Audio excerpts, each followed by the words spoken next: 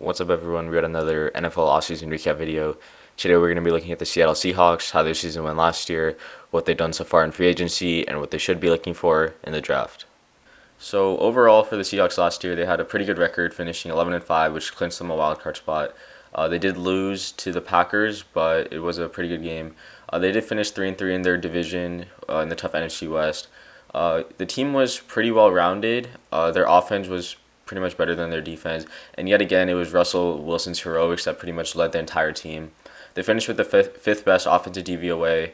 Most of it came on the ground game, as the Seahawks had one of the best running back tandems with Chris Carson and Rashad Penny.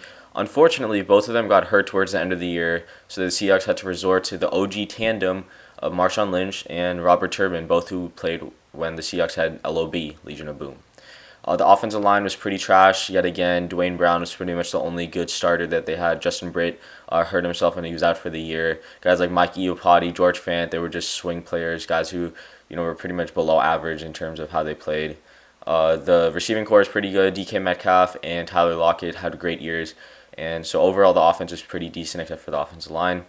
The defense, with Jadeveon Clowney, who they acquired before the season started, were pretty much just average. Their secondary was average. Shaquille Griffin was pretty much the only big guy that was really there. They did trade for Quandre Diggs, who had a couple of good games, but he was pretty inconsistent in terms of the back line of the secondary. The linebackers, Michael Kendricks, Bobby Wagner, and KJ Wright, they were decent. Wagner took a little bit of a step back from his Pro Bowl season the year before, but overall the defense was solid. Could have been better in some situations. Jadeveon Clowney, his sack totals weren't as high as people expected them to be. He only had 3 sacks, which is pretty low for a guy that's commanding $18 million in free agency this year. But when he was turning it on in the regular season, like he saw against the San Francisco 49ers in the middle of the regular season, I mean, he was a force that was hard to stop him. One interesting move the Seahawks made before free agency started was signing Greg Olsen to a 1-year, $7 million contract. I don't really see the fit here, as they already have Will Dissly and Jacob Hollister, both who've played pretty well when they had time before Dissly got hurt and Hollister was the only tight end on the team.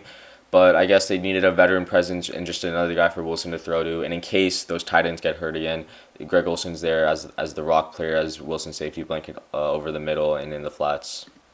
During free agency, the Seahawks made a lot of moves, re-signing a couple of players and signing other free agents.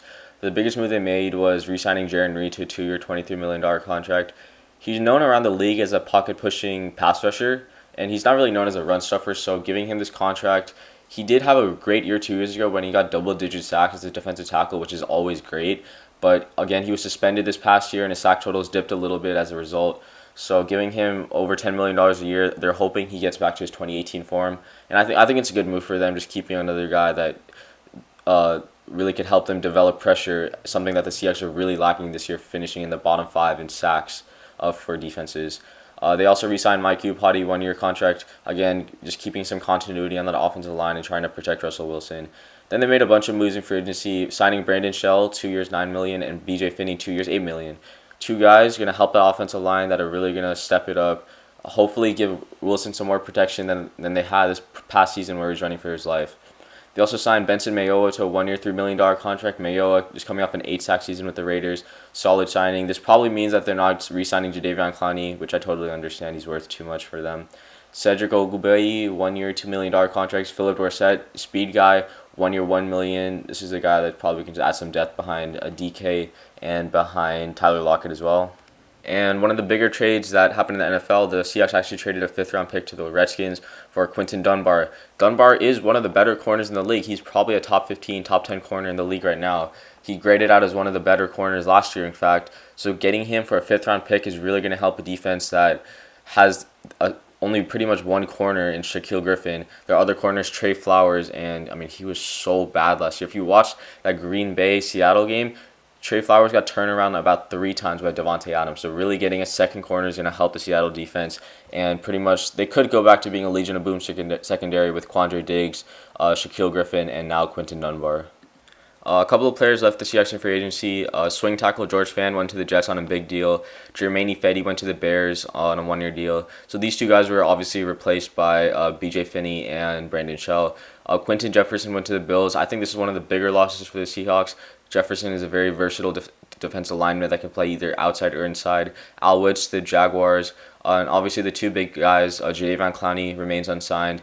No one really knows where he's going yet. I mean, he could hold out until training camp until he gets the money he wants, but I don't think the Seahawks are going to be able to pay him $18 to $20 million a year. Maybe like 14 to 16 is what they're going to be able to pay him, and I think that's his range. Honestly, I don't see him getting $18 to $20 million for only having 3 sacks as an edge rusher. And other news: linebacker Michael Kendricks remained unsigned as well. Now, for the draft, you can't really pinpoint an exact need, but I think offensive line remains the biggest focus for the Seahawks. I think they should have taken offensive line last year with Jawan Taylor at the end of the first round, but instead they went with LJ Collier. Again, go offensive line in the back of the first round. This is a great offensive line draft. In my opinion, the best guy to get for them is Josh Jones, a pass protector that can play right tackle, leave Dwayne Brown on the left side. He'll really help that offensive line.